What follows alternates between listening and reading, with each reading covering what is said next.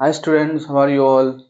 Today I am going to discuss intermediate first year first chapter, that is physical world. Okay, in this chapter and we are going to learn about the and five concepts. Okay, one is what is physics, the scope and excitement of physics, and physics, technology and society, and fundamental forces in nature, nature of physical laws. Okay so ఇక్కడ మనం physics గురించి నేర్చుకుంటాము. అయితే ఈ చాప్టర్లో ముందుగా చెప్పాల్సింది ఏంటంటే ఈ చాప్టర్లో మనకి ఎగ్జాక్ట్గా ఒక 2 మార్క్స్ క్వశ్చన్ రాబోతుంది ఐపీకి. తర్వాత మెయిన్ ఎంసెట్ చూసుకుంటే ఆంధ్రప్రదేశ్కి అండ్ తెలంగాణకి ఈ చాప్టర్ని చూసుకుంటే పక్క ఒక మార్క్ వచ్చే ఛాన్స్ ఉంది. అది ఏ ఏరియాలో కూడా వస్తుందో కూడా నేను చెప్తాను, వినండి until end of this class.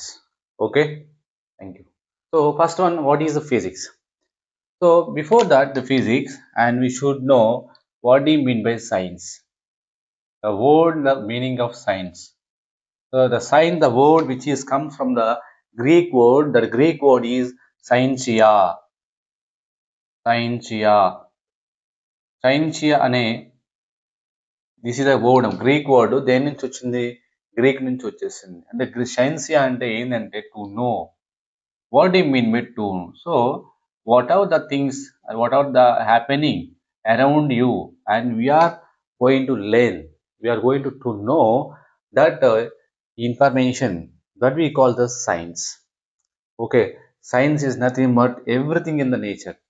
So everything in the nature that we are going to learn, that is called as the science. Okay, everything in the nature which is built with only science only, that we are going to learn.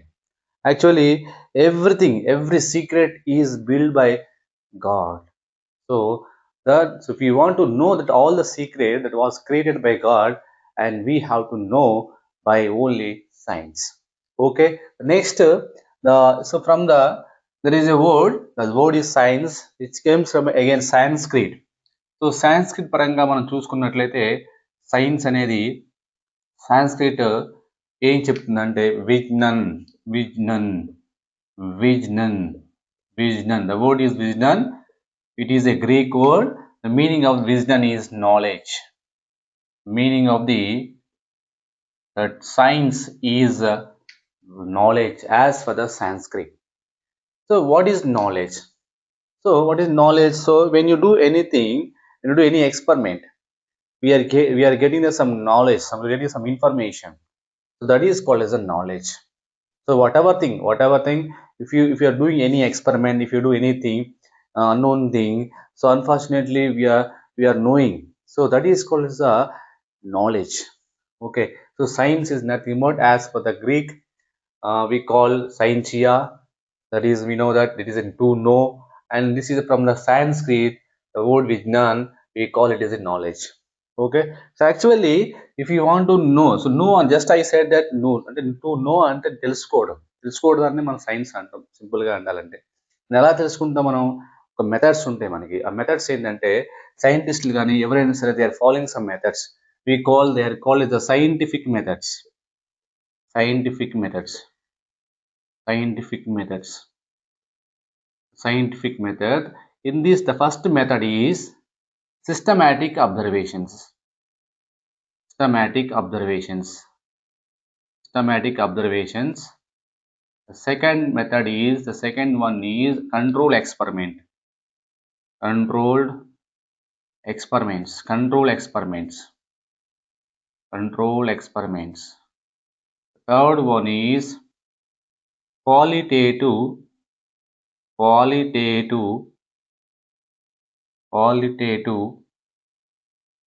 and quantitative reasoning. Qualitative and quantitative reasoning. I will tell you about all this. So this fourth one, mathematical formulation. Mathematical formulation.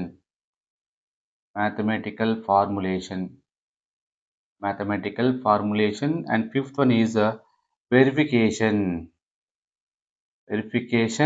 And we call other one is a falsification. Okay, what are these methods? What are these? ఇవి ఏంటి sir అంటే ఏం లేదు. So systematic observation. So సింపుల్గా మీకు ఈజీగా అర్థం కావాలంటే నేను న్యూటన్ సైంటిస్ట్ గురించి చెప్పబోతున్నాను. న్యూటన్ ఏం చెప్పాడు? సో ఒక వన్ డే అతను యాపిల్ ట్రీ కింద మంచిగా కూర్చొని ఆలోచిస్తా ఉన్నాడు. అన్ఫార్చునేట్‌గా ఏమవుతుంది? Apple is fell down. అయితే ఆ యాపిల్ కింద పడిపోయిందంట. కింద పడ్డప్పుడు అతను ఆలోచించడం స్టార్ట్ చేసిండు. యాక్చువల్‌గా మనం కూర్చుంటే మనం ఏం చేస్తాం? జస్ట్ ఓన్లీ కూర్చొని వెళ్ళిపోతా ఉంటాం. ఎందుకు పడింది యాపిల్ అని చెప్పేసి దాని గురించి ఎక్కువ ఆలోచించం మనం. కానీ Newton is a greatest scientist. ఆయన ఏం చేశాడంటే యాపిల్ ఎందుకు కింద పడింది అని చెప్పేసి number of times observations he started the observations. తర్వాత ఏం చేశాడంటే he went to his his went to his ల్యాబ్కి వెళ్ళిన తర్వాత చాలా ఎక్స్పెరిమెంట్ చేశాడు. 1 కాదు, 1 కాదు, 2 కాదు, 3 కాదు, చాలా ఎక్స్పెరిమెంట్ చేస్తూ ఉన్నాడు. అది చేసుకుంటూ చేసిన తర్వాత ఏమవుతుందంటే ఈ got some data. We call it qualitative quantitative reasoning. So అది ఎందుకు పడింది, ఈ టైంలో పడ్డ ఇలా కొంత ఎత్తు నుంచి పడ్డప్పుడు ఇది పడింది అంటే ఆ ఎక్స్పెరిమెంట్ చేసేటప్పుడు ఏమవుతుందంటే అతనికి ఒక వ్యాలిడ్ డేటా అనేది తనకి వచ్చేసింది అనమాట. What is the valid data, what is invalid data, ఏది డేటా ఉన్నదో ఆ డేటాలో బుక్లో రాసుకున్నాడు. దాన్నే మనం qualitative and quantitative reasoning.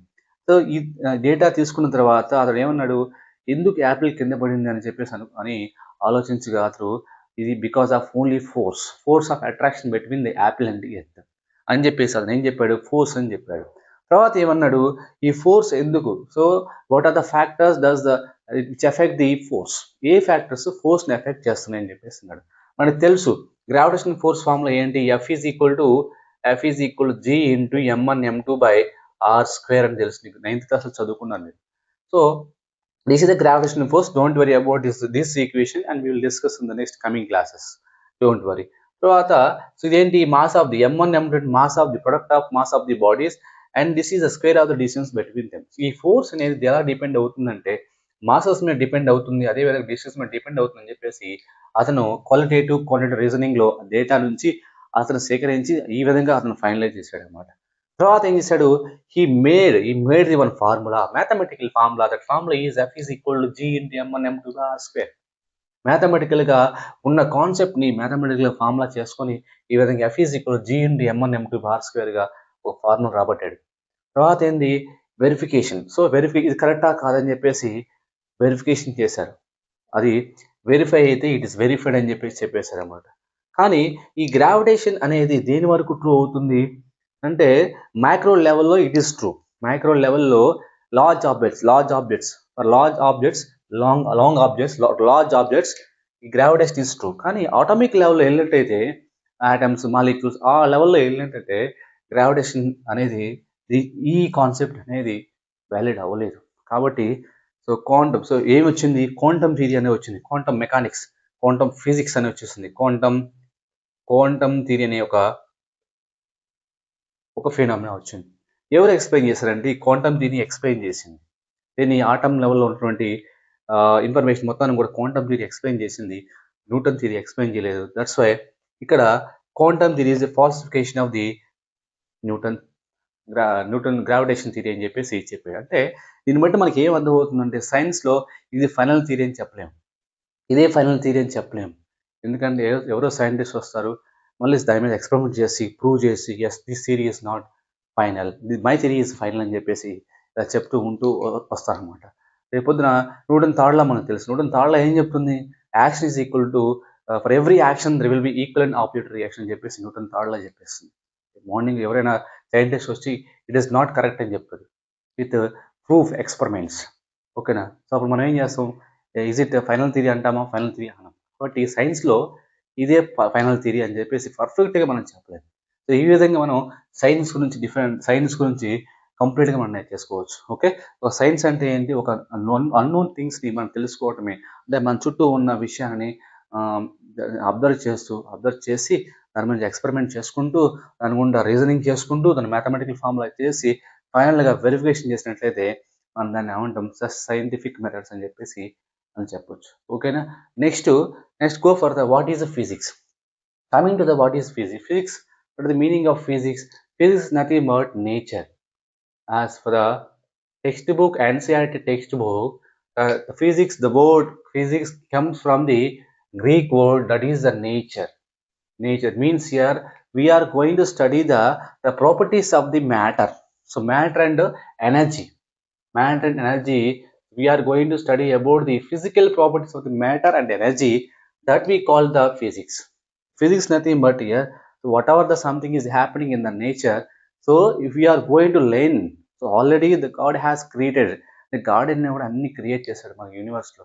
So దాన్ని మనం తెలుసుకోవాలంటే ఒకే ఒక కాన్సెప్ట్, ఒకే ఒక సబ్జెక్ట్ ఉంది. ఆ సబ్జెక్ట్ ఏంటంటే ఫిజిక్స్ సబ్జెక్ట్. దాన్నే మనం నేచర్ గురించి తెలుసుకున్నట్లయితే నేచర్లో ఉన్న ప్రిన్సిపల్స్, లాస్, వాటి గురించి ఎవరు చెప్తారంటే అంటే ప్రిన్సిపల్స్, లాస్ అవన్నీ మనం నేర్చుకుంటాం ఫిజిక్స్లో. ఏది ఒక అన్నోన్ వాల్యూస్, ఒక అన్నోన్ ఇన్ఫర్మేషన్ తెలుసుకోవాలంటే ఫిజిక్స్లో మనం ఒక ప్రిన్సిపల్స్ ఉంటాయి, లాస్ ఉంటాయి. వాటి గురించి యూజ్ చేసుకొని మనం ఆ ఫిజిక్స్లో యూనివర్స్లో ఉన్నటువంటి ఏవైతే విషయాలు ఉన్నాయో వాటిని మనం నేర్చుకుంటూ ఉంటాం.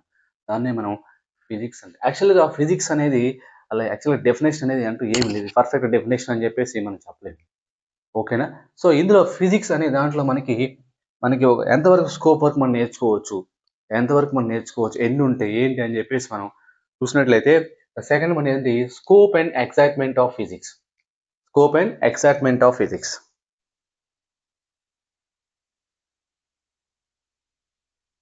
Next scope and excitement of physics. Second concept ఏంటంటే scope and excitement of physics.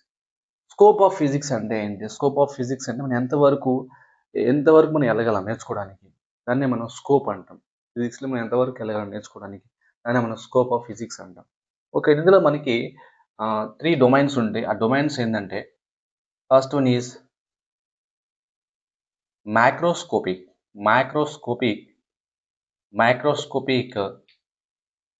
and next one is here microscopic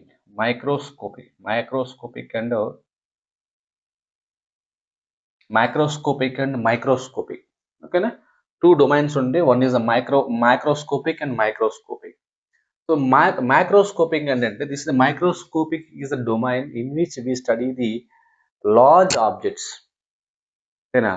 Large objects, we are studying about large objects like terrestrial objects అంటాం మనం. టెరెస్ట్రియల్ అంటే ఏంటి ఇక్కడ అంటే పెద్ద అంటే ఎత్తు మీద ఉన్నటువంటి పెద్ద బాడీస్, ఆబ్జెక్ట్స్ గురించి మనం చదవగలిగితే దాన్ని మనం మైక్రోస్కోపిక్ అంటూ ఉంటాం. దాన్ని మనం లేకపోతే ఆస్ట్రానమికల్ అంటే, ఇప్పుడు ఆస్ట్రానమికల్ అంటే స్పేస్లో మనకి స్టార్స్ ఉంటా ఉంటాయి, ప్లానెట్స్ ఉంటాయి, వాటి గురించి చదివినట్లయితే మనం మైక్రోస్కోపిక్ లెవెల్ ఆఫ్ ఫిజిక్స్ అంటూ ఉంటాం.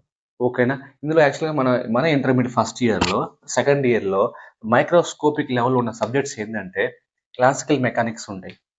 మెకానిక్స్ పార్ట్లో ఏంటంటే first one is your laws of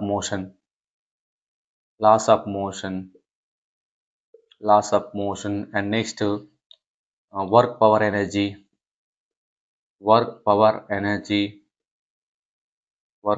energy and kinematics 1D and 2D and kinematics 1D and kinematics 2D and fourth one work power energy. Okay, next one gravitation, fifth one rotational motion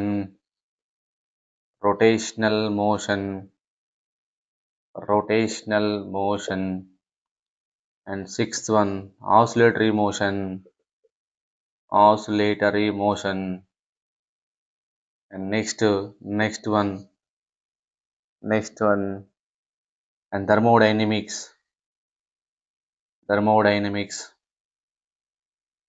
and properties of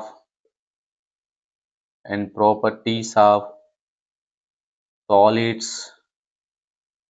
and liquids.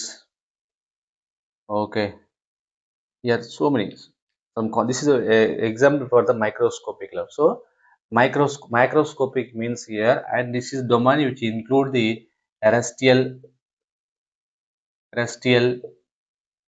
celestial bodies. Terrestrial అంటే పెద్ద objects గురించి చదివినట్లయితే మనం terrestrial concepts అంటూ ఉంటాం వాటిని. Next celestial objects అంటే celestial object space, అది ఆస్ట్రోనామికల్ అంటే స్పేస్లో ఉన్నటువంటి స్టార్స్ గురించి కానీ ప్లానెట్స్ గురించి కానీ వీటి గురించి మనం చదివినట్లయితే వాటిని మనం సెలెస్టియల్ స్కోప్ అంటాం మనం. ఓకేనా, దిస్ ఇస్ మైక్రోస్కోపిక్ లెవెల్ ఉన్నటువంటి సబ్జెక్ట్స్. ప్రతి ఒక్క చాప్టర్ మనకి మైక్రోస్కోపిక్ లెవెల్లో ఎక్స్ప్లెయిన్ చేస్తూ ఉంటుంది.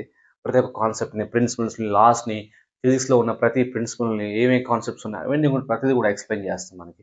ఓకే, నెక్స్ట్ వచ్చేసి మైక్రోస్కోపిక్ అంటే small domain. What ever domain year, microscopic domain which include the atom and molecules. అంటే ఒక ఆటంలోకి వెళ్ళినట్టే దాంట్లో మనకి ఎలక్ట్రాన్స్ ఉంటాయి, ప్రోటాన్స్ ఉంటాయి, దాని లెవెల్లోకి వెళ్ళి ఇన్ఫర్మేషన్ అందించే వాటిని మైక్రోస్కోపిక్ లెవెల్లోకి వెళ్ళిపోయి మనం డిస్కస్ చేస్తూ ఉంటాం. వాటి గురించి మనకి చదువుకోవచ్చు. దాన్నే మనం మైక్రోస్కోపిక్ అంటాం. Microscopic level of that is physics అంటాం. దాంట్లో మెయిన్గా మనకి దాన్ని మనం క్వాంటమ్ థియరీ అంటాం, క్వాంటమ్ ఫిజిక్స్ అంటాం. దాన్ని మనం క్వాంటమ్ ఫిజిక్స్ అంటాం. దీంట్లో గురించి న్యూక్లియర్ ఫిజిక్స్ ఉంటుంది. దీంట్లోనే మనకి న్యూక్లియర్ ఫిజిక్స్ ఉంటుంది. తర్వాత నేచర్ ఆఫ్ ఎలక్ట్రాన్ గురించి డిస్కస్ చేస్తాం. తర్వాత నేచర్ ఆఫ్ ఫోటాన్ గురించి డిస్కస్ చేస్తాం. ఇవన్నీ కూడా చాలా ఉంటాయి అటామిక్ లెవెల్లో. దాన్ని మనం మైక్రోస్కోపిక్ లెవెల్ అంటాం. ఇందులో నాట్ ఓన్లీ దీస్ చాలా ఉంటాయి. ఫస్ట్ ఇయర్లో సంబంధించిన చాప్టర్స్ ఇవి. అదేవిధంగా సెకండరీకి వెళ్తే electromagnetic induction, magnetism, electromagnetic induction. So next one electromagnetic waves, optics, చాలా ఉన్నాయి మైక్రోస్కోపిక్ లెవెల్లో. అవన్నీ 1 by 1 డిస్కస్ చేద్దాము. ఫస్ట్ మనకు తెలియాల్సింది ఏంటి, స్కోప్ ఆఫ్ ఫిజిక్స్ ఎక్కడ వరకు మనం నేర్చుకోగలము. దాన్ని మనం 2 డొమైన్స్ ఉన్నాయి, మైక్రోస్కోపిక్ లెవెల్లో అండ్ మైక్రోస్కోపిక్.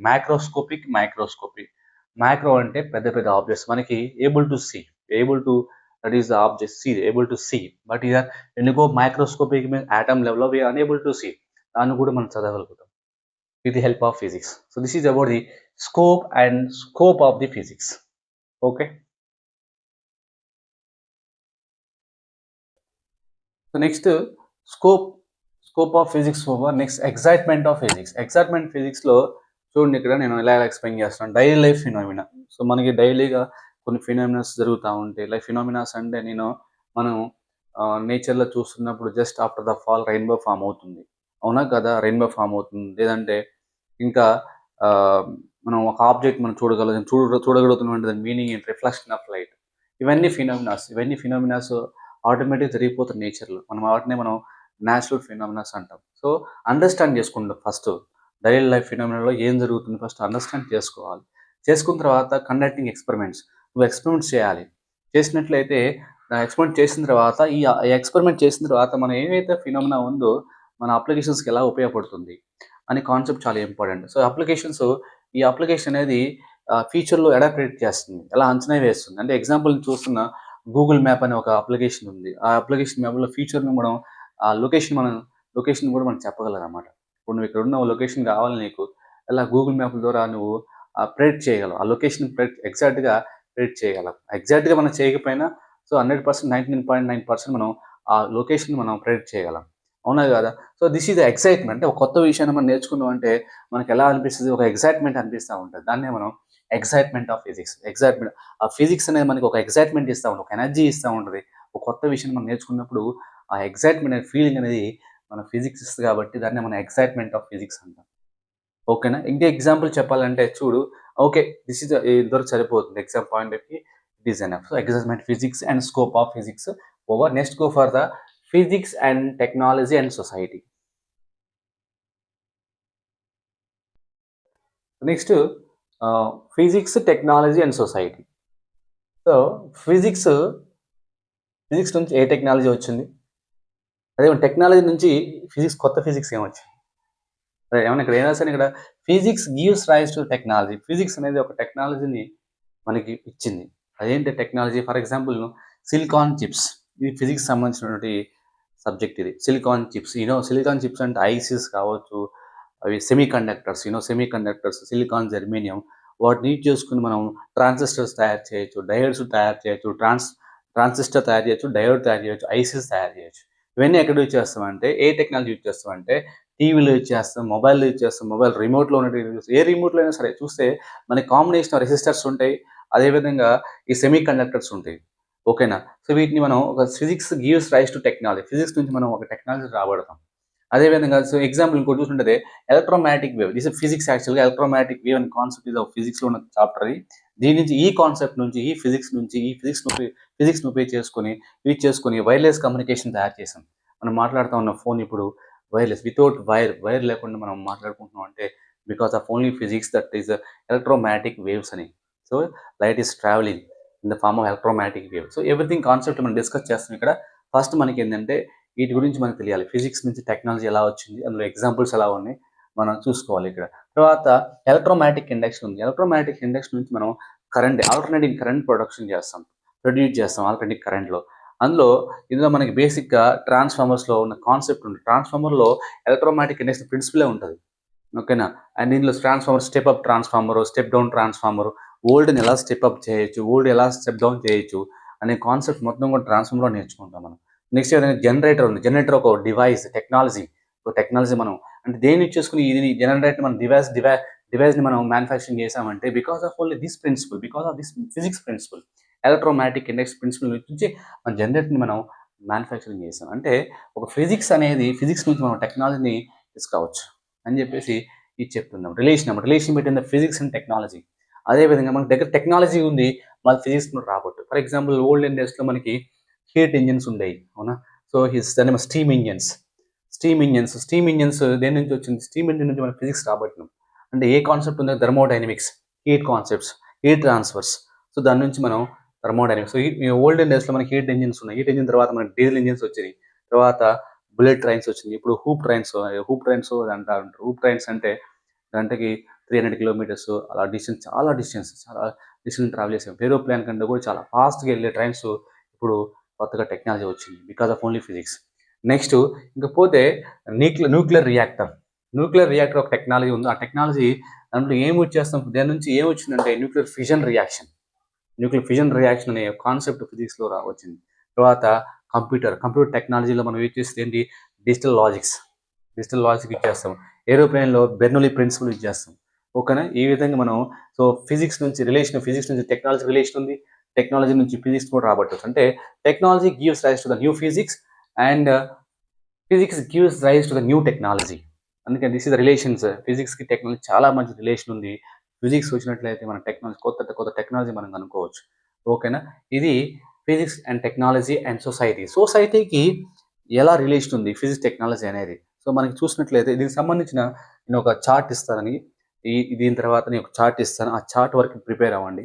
దాని నుంచి పక్కా మీకు ఎంసెట్‌లో పక్కా ఒక్క క్వెషన్ వచ్చే ఛాన్స్ ఉంది. అది మనకి అది ఐపీఈ కావచ్చు. ఎస్పెషల్‌గా నేను ఎంసెట్ చెప్తున్నాను ఇక్కడ. ఎంసెట్‌లో పక్కా వీటి మీద వస్తాయి. అంటే ఇప్పుడున్నది స్టీమ్ ఇంజిన్ ఉంది. అందులో ఉన్న ఫిజిక్స్ ఏంటి? Thermodynamics. Which are the following is principle involved in steam engine అంటాడు. అప్పుడు నువ్వు ఏం చెప్పాలి? థర్మోడైనమిక్స్ అని చెప్పాలి. What is the technology that is in the silicon chips అంటాడు. అప్పుడు నువ్వేం చెప్పాలి ఇక్కడ? దట్ ఈస్ ద టెక్నాలజీ ఏంటి ఇక్కడ? So, we are using technology in TV అటు మొబైల్స్, సెమీ కండక్టర్స్ ఎక్కడ యూజ్ చేస్తాం? టీవీలో యూజ్ చేస్తాం, మొబైల్‌లో యూజ్ చేస్తాం. ఈ విధంగా క్వెషన్స్ ఉన్నాయి కాబట్టి దీని వరకు ఒక చార్ట్ ఇస్తాను. చూసుకొని చదువుకోండి. ఓకేనా? తర్వాత సొసైటీకి ఎలా ఉంది? సొసైటీకి ఈ రిలేషన్ ఎలా ఉంది? ఫిజిక్స్‌కి, టెక్నాలజీకి, సొసైటీకి మధ్య రిలేషన్ ఏంటి? సొసైటీకి చాలా చాలా సంబంధం ఉంది. అంటే చూడు కాంట్రిబ్యూషన్ అంటే సొసైటీకి మనకి చాలామంది సైంటిస్టులు ఉన్నారు. ఇప్పుడు ఎవరు ఐన్‌స్టీన్ ఉన్నాడు. ఆయన ఎనర్జీ బ్యాలెన్స్ ఈక్వేషన్ రాబట్టాడు. అది రిలేటివ్ కాన్సెప్ట్ రాబట్టిండు ఆయన. సొసైటీకి చాలా ఉపయోగపడే విధంగా అతను ఒక ఎక్స్‌పెరిమెంట్ చేశాడు. చాలా కాంట్రిబ్యూట్ చేశాడు కంట్రీకి కూడా. ఓకేనా? అదేవిధంగా సివి రామన్ ఉన్నాడు. C V Raman he has found the Raman effect. అంటే ఇతను దేని తీశాడు? Scattering of light. లైట్ ఎలా స్కాటర్ అవుతుంది. స్కాటరింగ్ అవ్వడం వల్లే స్కై బ్లూ కనిపిస్తా ఉంది. సమ్‌టైమ్స్ వైట్ కనిపిస్తా ఉంది. సన్ రెడ్‌గా కనిపిస్తా ఉన్నాడు. ఇవన్నీ ఎవరు చేశారు? సివి రామన్ అనేవాడు అతను ఎక్స్‌పెరిమెంట్ చేశాడు. చేసి సొసైటీకి మనకు ఉపయోగపడే విధంగా చాలా కాంట్రిబ్యూట్ చేశాడు. ఈ విధంగా చాలామంది సైంటిస్టులు ఉన్నారు. ఐన్‌స్టీన్ గాని, ఓకేనా గెలీలియో గాని, ఓకేనా లాస్ ఆఫ్ మోషన్ మీద గెలీలియో అతను ఎక్స్‌పెరిమెంట్ చేశాడు. ఆ ఇన్ఫర్మేషన్ మనకి చాలా షేర్ చేశాడు కూడా. న్యూటన్ వీళ్ళందరూ సైంటిస్టులు ఉన్నారు. నేను దీనికి సంబంధించిన సొసైటీకి ఫిజిక్స్, టెక్నాలజీ, సొసైటీకి సంబంధించిన ఒక చార్ట్ ఉంది. ఆ చార్ట్ నేను ఈ ఛానల్లో నేను పోస్ట్ చేస్తాను. వాటి వరకు చదువుకోండి. డెఫినెట్గా ఎంసెట్లో వాటి మీద పక్కా క్వశ్చన్ అడిగే ఛాన్స్ ఉంది. ఓకేనా? Right.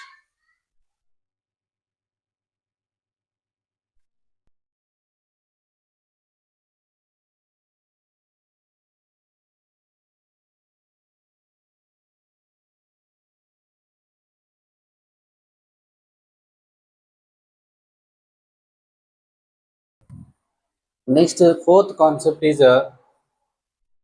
Fundamental force in nature. So మన నేచర్లో 4 ఫండమెంటల్ ఫోర్సెస్ ఉంటాయి. 4 ఉంటాయి అసలు అంటే 4 ఉంటాయి. అంటే ఏదైనా ఇంకా ఫోర్స్ ఉన్నాయంటే అదొక ఫోర్సు ఏదో ఒక ఫోర్స్లో దానికి ఎందుకు వచ్చేస్తుంది. ఫర్ ఎగ్జాంపుల్ నేను చెప్తున్న ఏ ఫోర్స్ అంటే గ్రావిటేషన్ ఫోర్స్ ఉంది. గ్రావిటేషన్ ఫోర్స్ ఇప్పుడు ఒక యాపిల్ ఉంది చెప్పాను, యాపిల్ కిందకి పడుతుందని మీనింగ్ ఏంటి? గ్రావిటేషన్ ఫోర్స్ అన్నమాట. అన్ని ప్లానెట్స్ కూడా సన్ చుట్టూ తిరుగుతూ ఉంటాయి. ఎందుకని? Gravitation force. ఓకేనా? సో ఇవన్నీ కూడా రీజన్ ఎవరు? Gravitation force. రెండింటికి ఒక ఫోర్సే కారణం. ఆ ఫోర్స్ ఏంటంటే గ్రావిటేషన్ ఫోర్స్. యాక్చువల్గా పార్టికల్ అనేది సర్క్యులర్ మోషన్ చేస్తూ ఉందంటే సెంట్రిపిటల్ ఫోర్స్ అనేది చాలా రెస్పాన్సిబుల్. అదే సర్క్యులర్ మోషన్లో తిరుగుతూ ఉందంటే ఇప్పుడు ప్లానెట్స్ అనేవి సర్క్యులర్ మోషన్ తిరుగుతూ ఉన్నాయి. అక్కడ who is acting as a centripetal force? Gravitation force. కాబట్టి ఇక్కడ అవన్నీ కూడా comes under the gravitation force. Centripetal force is a gravitation force. దీని కింద ఈ కేటగిరీ కింద వస్తాయి అన్నమాట. So which is acting between the 2 mass. కొన్నిసార్లు ఫ్రిక్షనల్ ఫోర్స్ కూడా యాక్ట్ అయ్యే ఛాన్స్ ఉంది. అన్ని ఫోర్స్ కూడా ఒక కమ్స్ అండర్ ఓన్లీ 1 ఫోర్స్. అంటే నేచర్లో మనకు ఉండే ఫోర్స్ మొత్తం కూడా 4 అండి, గుర్తుపెట్టుకోండి. సో దీని గురించి ఈ చాప్టర్లో ఫండమెంటల్ ఫోర్స్ ఇన్ నేచర్ ఈ రోజు ఇప్పుడు డిస్కస్ చేసేది చాలా చాలా ఇంపార్టెంట్. డెఫినెట్గా ఒక్క మార్కు డెఫినెట్గా వచ్చే ఛాన్స్ ఉంది ఎంసెట్కి. కాబట్టి జాగ్రత్తగా చూడండి. ఓకేనా? Gravitation force always acting between the 2 mass of the bodies. Any 2 mass of the bodies in the universe. You know that gravitational force formula, that is here F is equal to G m1m2/r². So already మనకి 9th class చదువుకున్నాం. మన డీటెయిల్గా మన gravitation chapter వచ్చిన తర్వాత అక్కడ discuss చేద్దాము. ఇది ఫార్ములా. అంటే F అనేది gravitation force depends upon the product of mass of the bodies and inversely proportional to square of the distance between them. So యాక్చువల్గా మనకి ఏంటంటే ఇక్కడ so gravitation force is acting between the 2 mass of the bodies. Okay right. Next one is that year it is a weakest force. చాలా week force, కానీ చాలా range వరకు కూడా act అవుతూ ఉంటుంది. ఓకేనా? Week force and long range force and does not require any medium. A medium అవసరం లేదు ఇది ఫోర్స్ యాక్ట్ అవ్వడానికి. చాలా ఇంపార్టెంట్. దీని యొక్క స్ట్రెంగ్త్ వచ్చేసి 10⁻⁻30. అంటే ఇక్కడ తర్వాత ఈ పాయింట్ నేను లాస్ట్ డిస్కస్ చేస్తా. Okay, next one weak nuclear force. Weak nuclear force అంటే so this force acting between neutrino and other particles. Nucleus ఉన్నటువంటి న్యూట్రిన్ పార్టికల్ ఉంటుంది. పార్టికల్ మధ్య ఉన్నటువంటి ఆ ఫోర్స్ని మనం వీక్ న్యూక్లియర్ ఫోర్స్ అంటాం. అంటే ఇక్కడ ఇది ఎప్పుడు జరుగుతూ ఉంటుందంటే వీక్ న్యూక్లియర్ ఫోర్స్ ఎప్పుడు కనిపిస్తుంది అంటే బీటా డీకే జరుగుతుంది. బీటా డీకే అంటే ఏంటి అంటే బీటా డీకే జరిగినప్పుడు ఏమవుతుందంటే ఆ న్యూక్లియస్లో ఉన్నటువంటి అన్స్టేబుల్ ఆటం ఏదైతే ఉందో అన్స్టేబుల్ ఆటంలో ఉన్న న్యూక్లియస్ అది ఎమిట్ చేస్తాయి. ఏమి ఎమిట్ చేస్తాయి అంటే ఎలక్ట్రాన్ కానీ పాజిట్రాన్ కానీ ఎమిట్ చేసినప్పుడు బీటా డీకే జరుగుతుంది. రేడియో యాక్టివ్ అంటే హీట్ ఎనర్జీ ప్రొడ్యూస్ చేస్తూ ఉంటుంది. రేడియో యాక్టివ్ బీటా డీకే అంటాం మనం. సో అది రిలీజ్ చేస్తూ ఉంటుంది. ఆ టైంలో ఫోర్స్ ఉంటుంది. ఆ ఫోర్స్ని మనం వీక్ న్యూక్లియర్ ఫోర్స్ అంటాం. ఈ week nuclear force short range వచ్చేసి ఇది short range force is not acting the long range force like gravitational force. So it is a short range force and the range is that 10⁻⁻14 meters to 10⁻⁻15 meters. So it's very very short range. Okay, 10⁻⁻14 nothing but after a point we can put a 14 zeros. Okay, next force is electromagnetic force. This force is existing between the charges మీద ఈ force అనేది ఉంటుంది. అయితే ఇది long range force like gravitational force లాగా long range force ఉంటుంది. అదేవిధంగా ఇది కూడా మీడియం మీద డిపెండ్ అవ్వదు. డస్ నాట్ రిక్వైర్ మీడియం అవసరం లేదు ఈ ఫోర్స్కి. తర్వాత it is strong force. Okay, next one strong nuclear force which is acting between in the nucleus. Inside nucleus neutron to neutron, proton to proton to neutrons. ఒక న్యూట్రాన్కి ఇప్పుడు న్యూక్లియస్లో మనం observe చేస్తే మనకి ఏముంటాయి? ప్రోటాన్స్ న్యూట్రాన్స్ ఉంటాయి. ప్రోటాన్కి ప్రోటాన్కి ఏ మధ్య ఫోర్స్ చాలా రిపల్సివ్ ఫోర్స్ ఉంటుంది. ఆ రిపల్సివ్ ఫోర్స్ వల్ల బయటకు వచ్చే ఛాన్స్ కూడా ఉంది. కానీ అది అక్కడే ఎందుకు ఉంటుంది? ఆ న్యూక్లియస్లో ఎందుకు ఉంటుందంటే వాటి మధ్య స్ట్రాంగ్ న్యూక్లియర్ ఫోర్స్ ఉంటుంది. స్ట్రాంగ్ న్యూక్లియర్ ఫోర్స్ ఉండడం వల్లే అది ఆ న్యూక్లియస్లో ఉన్నటువంటి ఆటమ్స్ ప్రోటాన్స్ న్యూట్రాన్స్ అనేవి అక్కడ ఉండిపోతున్నాయి. కాబట్టి ఇక్కడ ఏ ఫోర్స్ ఉంటుంది, అక్కడ స్ట్రాంగ్ న్యూక్లియర్ ఫోర్స్ ఉంటుంది. ఓకేనా, అంటే the force between neutron to neutron, proton to proton, neutron to proton all are equal. ఓకేనా, so here it is short range force. ఇప్పుడు చూడండి ఇక్కడ దీంట్లో ఈ టేబుల్లో మనకి ఏంటంటే స్ట్రాంగెస్ట్ ఫోర్స్ ఏంటంటే స్ట్రాంగ్ న్యూక్లియర్ ఫోర్స్. దీన్ని మనం 1 అనుకుంటే వీకెస్ట్ ఫోర్స్ ఏంటి ఇక్కడ గ్రావిటేషన్ ఫోర్స్. అంటే దీంతో కంపేర్ చేస్తే మనం 10⁻³ టైమ్స్ చాలా తక్కువ అండి. అంటే 10⁻³ అంటే 0.00038 జీరోస్ పెట్టిన తర్వాత 1 పెడితే ఎంతైతే ఉంటుందో అంత టైమ్స్ తక్కువ అన్నమాట. ఇది 10⁻³ times less than the strong nuclear force and 10⁻² times less than the strong nuclear force. ఓకేనా, సో ఈ రేంజెస్ గుర్తుండాలి. రేంజెస్ అడిగే ఛాన్స్ ఉంది, ఎందుకంటే what is the shortest long range force అంటాడు. లాంగ్ రేంజ్ ఫోర్స్లో 2 లాంగ్ రేంజ్ ఫోర్స్, ఇది long range ఫోర్సే. నెక్స్ట్ ఇంకోటి ఇది కూడా long range, electromagnetic force long range ఫోర్సే, గ్రావిటేషన్ ఫోర్స్ కూడా లాంగ్ రేంజ్ ఫోర్స్. కానీ డిఫరెన్స్ ఏంటంటే ఇది వీకెస్ట్ ఫోర్స్, ఇది స్ట్రాంగెస్ట్ ఫోర్స్. అడుగుతాడు which of the following is a force which is acting long range but it is a weak force, gravitation force. Which of the following is a force which is a strong force and it is a long range force, we call electromagnetic force. చాలా previous examination అడిగాను మనకి arrange ఇది యాక్చువల్గా this is the gravitation force weakest force, then after this is దీని తర్వాత ఎక్కువ strong ఉంది weak nuclear force, electromagnetic force and strong nuclear force. అంటే order gravitational force less than, weak nuclear force less than, and electromagnetic force less than, and also strong nuclear force. వీటిలో దీనికి ఎక్కువ force ఉంటుంది. Ascending order రాయమంటే descending order రాయమంటా ఉంటాం. ఓకేనా, so లో to high, high to low అంటే is strong nuclear force, next greater than electromagnetic force, greater than weak nuclear force, greater than the gravitational force. ఓకేనా, ఈ విధంగా అడిగే ఛాన్స్ ఉంది. కాబట్టి ఈ టేబుల్ చాలా ఇంపార్టెంట్ ఎగ్జామ్కి, ఎస్పెషల్గా ఎంసెట్ ఎగ్జామ్కి. Okay, thank you. Next nature of physical laws, మనం కన్జర్వ్డ్ లాస్ అంట. Conserved laws, first conserved quantities. What is the meaning of conserved quantity? The physical quantities will be held fixed with time. అంటే టైంతో పాటు ఎప్పుడు physical quantity change అవ్వవు, అవి fixed అంతే. అంటే ఎగ్జాంపుల్ ఇట్నే మనం ఏమంటామంటే కన్జర్వ్డ్ లాస్ అంటాం. అందులో ఫస్ట్ వన్ ఏంటంటే లా ఆఫ్ కన్జర్వేషన్ లేదా మొమెంటం. అంటే మొమెంటం అనేది ఎలా చెప్పాలంటే, మొమెంటం అనేది ఇందులో మన కొలిజన్స్ అనే చాప్టర్లో వస్తూ ఉంటుంది. ఇది యొక్క కాన్సెప్ట్ అంటే 2 బాడీస్ కొలైడ్ జరిగినప్పుడు సిస్టమ్ యొక్క కొలిజన్ అంటే మొమెంటం అనేది బిఫోర్ కొలిజన్ ఆఫ్టర్ కొలిజన్ రెండు సేమ్ ఉంటుంది, అంటే కన్సర్వ్ అవుతూ ఉంటుంది. బిఫోర్ ఎంతైతే ఉందో మొమెంటం, సిస్టమ్ యొక్క మొమెంటం ఫైనల్ కొలిజన్ తర్వాత కూడా అంతే మొమెంటం ఉంటుంది. దాన్నే మనం conserved law of conservation of momentum అంటాం. ఇది మనం ఇక్కడ మనం యూజ్ చేస్తాం. లేదంటే ఫైరింగ్ ఆఫ్ గన్, ఒక గన్ ఫైర్ చేసినప్పుడు momentum of that gun, recoiling of gun అంటాం మనం. అంటే అందులో బుల్లెట్ది అండ్ గన్ది మొమెంటం బిఫోర్ ఫైరింగ్ ది ఆఫ్టర్ ఫైరింగ్ ది కూడా ఆ మొమెంటం అనేది సేమ్ ఉంటుంది, ఆఫ్టర్ ఫైరింగ్ బిఫోర్ ఫైరింగ్ కూడా. సో అక్కడ కాన్సెప్ట్ మనకి వీటిని మనం law of conservation of momentum అంటూ ఉంటాం. అదేవిధంగా law of conservation of energy. Law of conservation energy అంటే ఈ ఎనర్జీ అనేది మనం క్రియేట్ చేయలేము, అదే డిస్ట్రాయ్ చేయలేము. అంటే ఎనర్జీ అనేది ఆల్రెడీ ఇన్బిల్టే ఉంటుంది యూనివర్స్లో. దాన్ని ఒక ట్రాన్స్ఫార్మ్ చేయగలం, కానీ ఒక ఫామ్ నుంచి ఇంకో ఫామ్కి అది ఎప్పుడు కూడా మన ఓన్ క్రియేట్ చేసే ప్రసక్తి లేదు. అంటే ఆల్రెడీ ఇన్బిల్టే ఉంటుంది. దాన్నే మనం ట్రాన్స్ఫార్మ్ చేసుకోవచ్చు, ఒక ఫామ్ నుంచి ఇంకో ఫామ్కి మనం ట్రాన్స్ఫార్మ్ చేసుకోవచ్చు. దాన్ని మనం law of conservation of energy అంటాం. ఓకేనా, అంటే ఇప్పుడు ఫర్ ఎగ్జాంపుల్ ఒక బాడీ అనేది నేను కొంత హైట్ నుంచి డ్రాప్ చేసినప్పుడు ఇక్కడ నీకు కొంత ఎనర్జీ ఉంటుంది, దాన్నే మనం పొటెన్షియల్ ఎనర్జీ అంటూ ఉంటాం. పొటెన్షియల్ ఎనర్జీ దీన్ని ప్రూవ్ కూడా చేస్తూ ఉంటాం మనం. ఓకేనా, నెక్స్ట్ కమింగ్ క్లాస్లో వర్క్ పవర్ ఎనర్జీ థియరం దాంట్లో ఉంటుంది మనకి. అదే కైనెటిక్ ఎనర్జీ అనేది పొటెన్షియల్ ఎనర్జీ మాక్సిమం ఉంటుంది, కైనెటిక్ ఎనర్జీ 0 ఉంటుంది. టోటల్ ఎనర్జీ మస్ట్ బి కాన్స్టెంట్గా ఉంటుంది. అట్ ఎక్కడ చూసుకున్నా సరే దానికి టోటల్ ఎనర్జీ కాన్స్టెంట్గా ఉంటుంది. కాకపోతే ఇక్కడ ఏం అవుతుందంటే పొటెన్షియల్ ఎనర్జీ కైనెటిక్ ఎనర్జీ రెండు చేంజ్ అవుతూ ఉంటాయి. అవి రెండు చేంజ్ అవుతూ ఉంటాయి, కానీ ఇక్కడ ఎనర్జీ అనేది టోటల్ ఎనర్జీ అనేది కాన్స్టెంట్గా మెయింటైన్ అవుతుంది. దాన్నే మనం law of conservation of energy అంటే ప్రూవ్ కూడా ఉంటుంది. చాలా ఇంపార్టెంట్ క్వశ్చన్ కూడా ఇది ఈ విధంగా ఉంటుంది. Next law of conservation of angular momentum. In the absence of torque, external torque, okay, the angular momentum before and after must be constant prove చేస్తూ ఉంటాం. అదే లా ఆఫ్ కన్జర్వేషన్ ఆఫ్ మాస్, దీన్ని ఎక్కువగా మనం కెమిస్ట్రీలో వాడుతూ ఉంటాం. ఇవి మనకు కావాల్సిన కన్సర్వ్డ్ లాస్. ఇది మనకు కావాల్సిన అన్ని కాన్సెప్ట్ అన్ని కవర్ అయ్యాయి. సో మీకు అన్ని కవర్ అయినట్టు, మీకు యూజ్ఫుల్ అయితే వీడియోని షేర్ చేయండి, అందరికీ షేర్ చేయండి. చాలా యూస్ఫుల్ అవుతుంది. నీకు కంపల్సరీగా నేను చెప్తాను, ఈరోజు డిస్కస్ చేసిన కాన్సెప్ట్లో డెఫినెట్గా మీకు ఎగ్జామినేషన్ పాయింట్లోనే నేను ఈ విధంగా తీసుకొచ్చాను. ఓకేనా?